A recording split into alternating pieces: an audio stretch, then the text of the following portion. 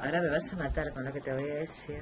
No, Pero por matame favor. con cuidado, o sea, se vas a matar con cuidado. Esto parte desde la misma tierra, desde la semilla. Sí. Yo me estaba acordando ahora los productores de canelones, por ejemplo, cuando tenían el problema del boniato. Ujú. Un problema que afectaba mucho a la zona canaria porque, claro, lo producían, pero la gente no lo consumía. Entonces había que pensar cómo lo mejoraban y a su vez cómo lo vendían, ¿no? Cómo lo promovían para venderlo. Y ahí surgieron recetarios que hacían que el boniato aparecía en un montón de recetas, hasta de tortas. Ujú. Eso fue todo un trabajo casero o artesanal que supongo que ahora, bueno, se va poniendo un poquito más profesional, ¿no? Ujú. Entre las cosas que bueno, que podemos producir, las que podemos vender, las que podemos ponerle el valor agregado que tú decías para facilitarle al ama de casa de cualquier lugar tenerlo pronto o casi pronto para que no tenga que poner tanto tiempo en cocinarlo y bueno, y mejorarlo desde el producto, ¿no? Desde la tierra. Porque a veces tenemos esas cosas, creo que con las manzanas también. Bueno, La calidad, fundamentalmente. yo te voy a contar No me una mataste. anécdota. No me mataste, me estoy para mirándome, no me para mataste. que vos veas lo importante que es lo que tú estás diciendo. Hace unos años en este país se hicieron algunos planes de reconversión. Ujú. ¿Qué Bueno, significa? la vitivinicultura. Bueno, por ejemplo. es un ejemplo. Y después se dieron en otros subsectores también planes de reconversión que implicaban básicamente cambiar las variedades sobre las cuales estábamos produciendo. Ujú. Aunque tú no lo creas, en este Uruguay, que siempre significa un esfuerzo para el sector público, ¿no? Todos estos planes de reconversión. Y está bien que así sea. Claro. Porque en última es una inversión social que contribuye a un desarrollo más general de la sociedad. Está demostrado que tiene ventajas enormes para la sociedad invertir en este tipo de programas. Perfecto. Se dieron casos de promover variedades que después no tenían, no estaban en línea con las tendencias del consumo. No estaban en línea. Entonces, implicaba de que tú hacías todo un esfuerzo y a los 10 años resulta que nos dábamos cuenta de que no teníamos. Entonces, es bien importante en estos casos tener un diseño de programas donde haya una participación importante de los directamente involucrados y al mismo tiempo un buen equipo técnico de asesores que sepamos todos los componentes. Desde la parte productiva, los rendimientos, la adaptación de las variedades a nuestro país y a nuestras condiciones, y después que estén en línea con lo que son las tendencias de consumo a nivel mundial. En los últimos años se ha ido promoviendo en el sector citrícola una reconversión también, con un formato diferente, y aquí, a diferencia del ejemplo que yo te estaba poniendo, ya del vamos, el punto de partida fue decir, bueno, los mercados europeos, los mercados internacionales, qué tipo de variedades se están demandando, sobre todo en las mandarinas, que es el producto de mayor interés y de mayor retorno para el país. Y bueno, se trabajó con los obtentores internacionales y con ellos hizo un trabajo de ir introduciendo las empresas y el Estado como un garante de determinadas reglas de juego, que las propias empresas lo solicitaron, internacionales, para dar esas variedades, y se hizo un trabajo desde el vamos muy profesional. Creo que ese es el camino, y los emprendimientos como estos, donde trabajamos articulados entre lo público y lo privado, facilita a que las cosas se hagan de una manera bien profesional, porque ninguna empresa se va a meter en un proyecto de estos si no sabe de que las cosas están bien hechas, y bueno, la mejor forma es participar. Claro, me pasan un montón de cosas y es que, a ver, si bien hay una cultura de trabajo y hay una cultura muy fuerte en las familias granjeras del Uruguay, también hay una cultura de trabajo muy fuerte que después nos vamos dando cuenta que con otro tipo de ideas o de soluciones la familia trabaja menos, la producción es mejor, se optimiza el resultado de la tierra, se cuida además, porque el medio ambiente también está de por medio en todo esto, y la grifa de Uruguay Natural así lo demanda, supongo. Debería. Y creo que vamos encaminados hacia eso, ¿no? Nosotros tenemos un desafío muy grande con respecto al tema que tú planteás de la familia productiva, ¿no? Y de sostener la familia Y productiva. de que se quede además, no que permanezca. Y sí, con las yo condiciones veo con debidas. mucha preocupación esta tendencia que se viene dando de la década del 50 del siglo pasado a la pérdida del capital social productivo que está sufriendo nuestro sector agropecuario. Yo lo veo con preocupación. No es lo mismo para un país que 10 empresas produzcan para abastecer a 50 millones de habitantes, como se plantea, que es una meta muy ambiciosa y muy correcta y que va a servir para el desarrollo del Uruguay, a que sean una infinidad de predios productivos. La lógica esa no es igual. Y nosotros estamos perdiendo buena parte de ese capital social y deberíamos verlo como un problema para encarar. En este momento, en el periodo pasado, se registraron avances muy importantes en cuanto a la consolidación de un área vinculada al desarrollo rural en el Ministerio de Ganadería, Agricultura y Pesca. Por primera vez el Uruguay tiene un área que se dedica a eso.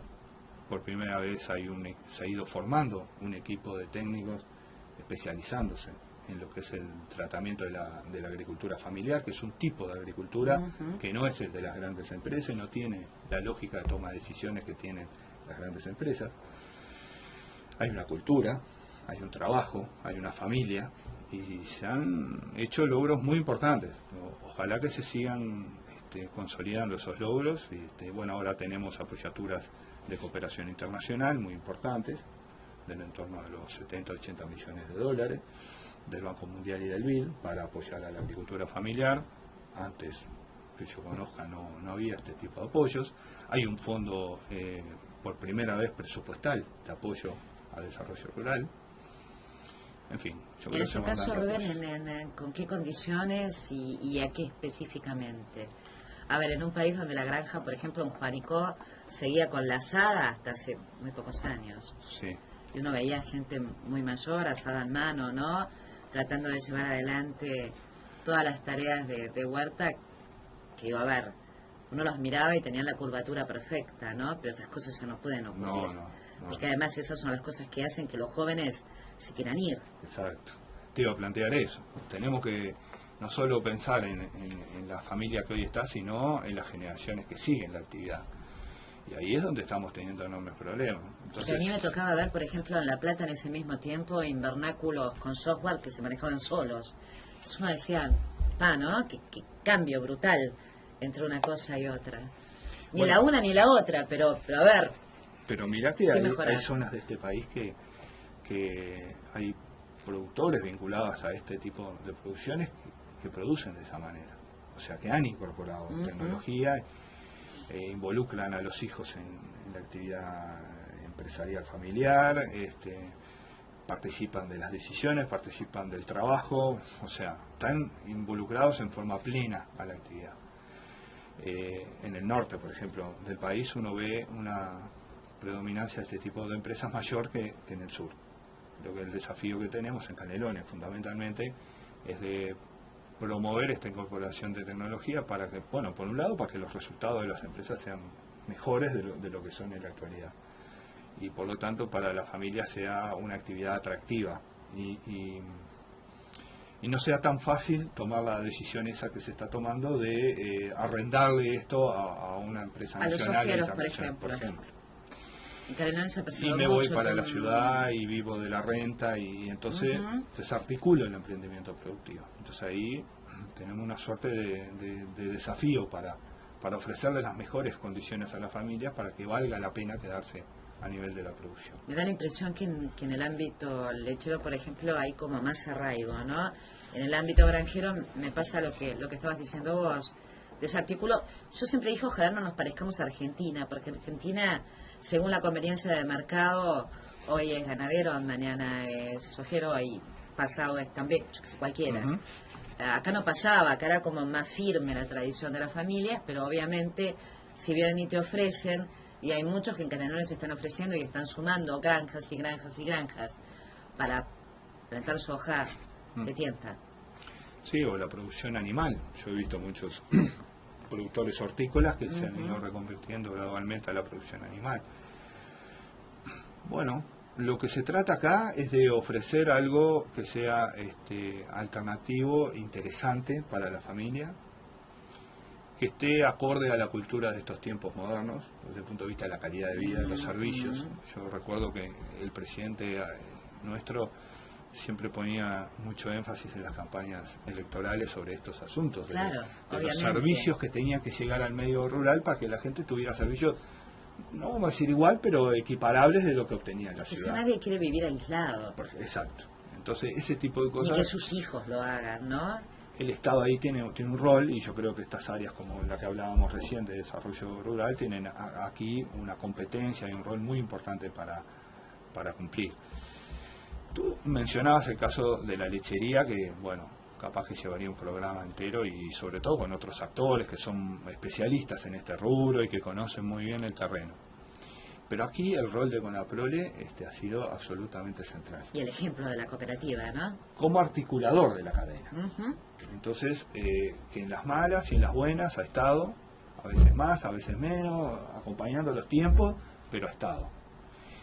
Y yo recuerdo que esa fue una decisión del Estado uruguayo, crear la cooperativa. Y que después se fue amoldando su institucionalidad y su gobernanza a los avances que la misma cooperativa iba teniendo. De alguna forma, cuando empezamos a hablar del proyecto del parque agroalimentario para el sector de alimentos frescos, particularmente del hortifrutícola, tiene un rol parecido desde el punto de vista de la construcción de institucionalidad. O sea, yo visualizo de que a futuro puede este tipo de emprendimientos tener un rol de articulación, de organización de la cadena, de vínculo entre el consumo nacional e internacional con la producción, mucho más importante de lo que ha tenido históricamente el actual mercado modelo, porque la institución así lo permite y los tiempos también lo permiten. Creo que ahí hay un desafío grande. Uno siempre ha mirado el mercado modelo como algo desordenado. Claro. En definitiva. Pero bueno, pero tampoco, si tú miras la institución Mercado Modelo, o la comisión que administra el Mercado Modelo, no tiene muchas competencias en este aspecto. Hoy esta persona pública no estatal, por ley, tiene esas competencias. Solo falta asignarle los recursos que requiere este tipo de actividades. Pero las competencias, legalmente hablando e institucionalmente, existen. Solo falta implementar esa decisión en el tiempo. Claro. Y ahí está el desafío para el futuro. No solo proveer infraestructura, no solo darte el espacio para que tú comercialices tu producto bajo las normas, sino también pensar en que esto pueda ser un organizador de la actividad que hacen todas las empresas, buscando los factores en común, como hablábamos al principio. Claro, vos sabés que cuando hace muchísimos años se hablaba de unir esfuerzos, a uno le costaba en un país que era muy individualista, muy de la chacra, y eso lo veíamos cuando sucedían las crisis agropecuarias. Cada uno tiraba para sí, y si se unían después venía el problema de a quién iba a favorecer y por qué a este y al otro no. Uno decía, llegar a pensar en un esfuerzo cooperativo es difícil. Sin embargo, bueno, Andrés Berterreche nos cuenta todos los lunes cómo desde el Instituto de Colonización se ha logrado. Obviamente son diferentes los protagonistas y hay gente de trabajo que accede a la tierra y que por lo tanto, bueno, se ha logrado también en Bella Unión con el tema de las colonias. Ha cambiado la mentalidad del uruguayo. Un poco a eso iba cuando tú me decías, bueno, a ver, tenemos un montón de cambios que hacer, evidentemente tenemos que cambiar lo que le vendemos al mundo y tenemos que adecuarnos a las situaciones y hay que invertir. Y obviamente cada uno no va a poder invertir, pero esa infraestructura sí nos puede servir para que cada uno desde su lugar produzca y después se puedan crear ámbitos de terminación de producto.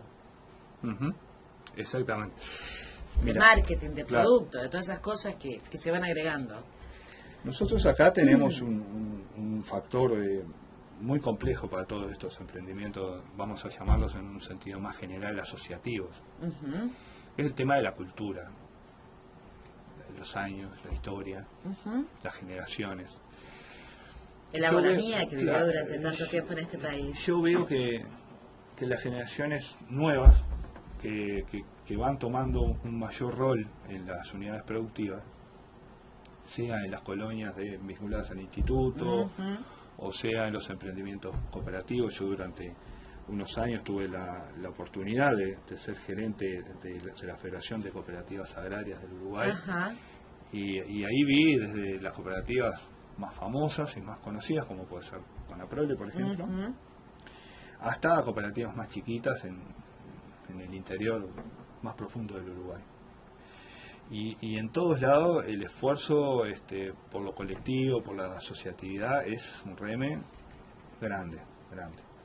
Y muchas veces la institucionalidad uruguaya, hablando del sector público, no está adaptada a los tiempos que requieren estos procesos de maduración a nivel colectivo. Entonces, cuando hoy hablábamos de desarrollo rural, ahí hay todo un esfuerzo de rediseño de cómo se interviene desde el sector público en este tipo de emprendimientos para facilitar estos procesos. Y a veces tomar un poco más de riesgo, que nos cuesta. Yo sé que el sector público a veces nos cuesta, pero miremos un poquito para el costado, miremos la experiencia en Brasil, miremos la experiencia en el interior de la Argentina, que hay experiencias muy valiosas en ambos lados, en donde el sector público toma riesgos, participa de los emprendimientos colectivos, genera capacidades y luego de una forma más profesional y ordenada va transfiriéndole a los sectores productivos la conducción y la toma de decisiones. Pues también es un aprendizaje. Manejar un emprendimiento colectivo es muy fácil en un papel, pero después cuando vos tenés que organizar a los proveedores, organizar a los distintos productores, organizar los clientes, tomar decisiones que a veces no van en beneficio mío, sino van en beneficio del conjunto, exige de una madurez y una profesionalidad que se construye, o sea, requiere un tiempo de maduración. Te voy a contar una anécdota. Estuve en esta actividad en CAF, en Cooperativas Agrarias Federadas. Me tocó estar con un dirigente que no voy a mencionar el nombre, de una cooperativa lechera, no de las más conocidas, no es el caso de Conaprole, en donde estaban bajo una disyuntiva muy importante. Habían tomado una decisión ellos mismos, producto del gerente general de la empresa, de hacer una serie de inversiones en mejorar la planta industrial, con el objetivo de captar algunos mercados nacionales y extranjeros. Se lo habían ofrecido algunas posibilidades. Bueno, esa inversión tenía una escala, requería una escala mínima de trabajo. Con los socios de la cooperativa no se llegaba a esa escala. Claro. Había que salir a invitar a otros productores a que remitieran parte o todo lo que producían. Perfecto. Para hacer esa captación tenían que ofrecerle determinadas ventajas, no que se hicieran socios de la cooperativa, porque eso era otra decisión. Ahí es precio. Exacto, es ventaja. Sí. Bueno, la asamblea, por casi unanimidad de esos productores, discutió, o sea, no fue un trabajo de un día para el otro, ¿no? Que llevó su tiempo, su proceso de maduración, decidió pagarle a esos productores precios superiores a los que se pagaban ellos mismos, en aras de mantener el emprendimiento, de darle la sostenibilidad que requiere. Exactamente. Y apostar a su propio emprendimiento. Claro. Y eventualmente, con algunos de esos productores que se sumaban a la iniciativa, eventualmente integrarse al emprendimiento, ya en otras condiciones. Pero era una decisión en última de ese productor. Entonces, bueno, ahí tenés un ejemplo en donde esto no se logra en un periodo de gobierno. Por eso te lo preguntaba además, ¿no? Requiere años de trabajo. Mirando todo lo que se ha crecido desde la nada que estábamos hablando hace un rato, hasta lo que estamos proyectando hoy, pero ya mirando para mucho más adelante. Me estabas haciendo acordar cuando una vez se llevó dulce de leche a Alemania y se puso en los tachos de... Claro, para los alemanes dulce de leche no significaba absolutamente nada, hasta que vino una persona que conocía de eso y lo separó en pequeños potes de 150 gramos y le puso crema de leche, y entonces los alemanes lo consumían de otra forma y lo compraban además. Bueno, ese mundo fue el que Uruguay tuvo que ir conociendo a cuentagotas, porque no fue un trabajo fácil. Pero bueno, primero tenemos que conocer el mundo, después tenemos que empezar a manejar el país para que se adapte al mundo y ahí ir creciendo entre todos. Por eso te hacía tanta pregunta que partía del varietal hasta el packing, si se quiere. Sí, perfecto. Y bueno, a cómo interpretamos lo que producimos y cómo nos enamoramos y lo vendemos. hay otros países que en este aspecto han hecho avances muy importantes. Yo quedé muy sorprendido de lo que vi en Brasil particularmente. Y bueno, creo que tenemos que mirar las experiencias exitosas y no copiar fácilmente, sino aprender de lo que ellos vienen haciendo. Ellos crearon un ministerio especial para atender la problemática de la agricultura familiar, del desarrollo rural. Y es casi como la Oficina de Recursos Humanos, ¿no? Claro, es un emprendimiento muy muy importante y que se involucran en las intervenciones, se involucran, toman riesgo, algunas les va mejor, otras les va peor. Yo en esto creo que tenemos que aprender a tomar riesgos con la profesionalidad de la decisión, o sea, con corazón y con razón, porque tampoco nos podemos meter en cualquier plan. Es difícil. Equilibrio difícil. Bueno, pero ahí hay que apostar al trabajo en equipos, en donde, bueno, las miradas a veces diferentes ayudan a desarmar una propuesta y darle el justo término, ¿no? Decir, bueno, no nos metemos en cualquier cosa, nos metemos en cosas que sean sustentables, que incluso para las personas que se van que van a emprender realmente les dé un resultado, porque no hay nada peor que el fracaso, ¿no? Y cuando las cosas no salen, la gente no queda bien. Entonces nosotros tenemos que ser... en sectores donde, bueno, el del tema de inversión cuesta mucho. Sí, tenés. Entonces todos los a veces una caída es... Que no es la industria, ¿no? Claro, justamente. Tenés todos los factores biológicos que hay que dominarlos, que hay que aprender a manejar, y junto a eso la gestión que tiene cualquier emprendimiento, que a veces es de los puntos más críticos que tenemos en el sector agroalimentario. No es tanto la parte productiva, que tenemos muy buenos productores, sino la parte de gestión empresarial, comercial, que es ahí donde, bueno, creo que lo colectivo empieza sobre todo en las pequeñas unidades de producción, en la agricultura familiar en particular, puede tener más un rol más claro, ¿no? De apoyo, porque cada uno individualmente es difícil que pueda sostener las inversiones que esto requiere y los costos operativos, o sea, todo esto requiere una escala, y bueno, ahí yo pienso que el rol de lo asociativo empieza a jugar más fuerte. Creo que la experiencia que seguramente te cuenta Andrés desde el instituto va mostrando eso, ¿no? Que las colonias pueden tener mejores resultados cuando toman determinadas funciones que individualmente cada uno de los productores es imposible que lo pudieran hacer. Pero eso es un avance a pasos agigantados en Uruguay, ¿no? En Uruguay en 10 años, en un Uruguay además que tiene expectativas, que tiene ganas, que por sobre todas las cosas se abrió la cabeza en un montón de aspectos que antes no la tenía. Es más, llegamos a ver cosas jorobadas en la tierra, en nuestro país, en los sectores rurales, y no importa qué porte tenía el establecimiento. Por eso ahí que yo estaba como Juan el preguntón contigo, seguramente nos quedó una segunda vez porque obvio, nos fuimos muy para atrás, pero es necesario, porque el muy para atrás, en definitiva, si lo miramos en tiempos históricos, es un cachito de vida, nada más, ¿no? Sí. Estos 10 años se han hecho mucho, y en definitiva había muchas cosas que durante décadas no se habían hecho, y pasó en el tema de inversiones de las empresas públicas, y pasó en este tema que tiene que ver con la productividad del país, y donde el gobierno tiene un rol fuerte. Pasa por ahí. Y creo que lo va a seguir teniendo a futuro e intensificando, porque se está demostrando con claridad que no solo el Estado en general, sino también las empresas públicas en particular, es una palanca muy importante para el desarrollo, para crear cosas a nivel nacional, crear capacidades a nivel nacional. Bueno, los chinos lo mantienen y lo sostienen permanentemente, ¿no? Sí, y podríamos hablar de otros países también, ¿no? Que lo hacen y no les genera ningún problema ni ningún conflicto. ¿La próxima te parece? Perfecto, dale, muchas gracias. Te pasó el tiempo volando. Sí, la verdad que sí. Muchísimas gracias, Rubén. Seguimos hablando de estos temas porque son los temas que hacen al Uruguay distinto, al Uruguay que queremos, al que no se detiene.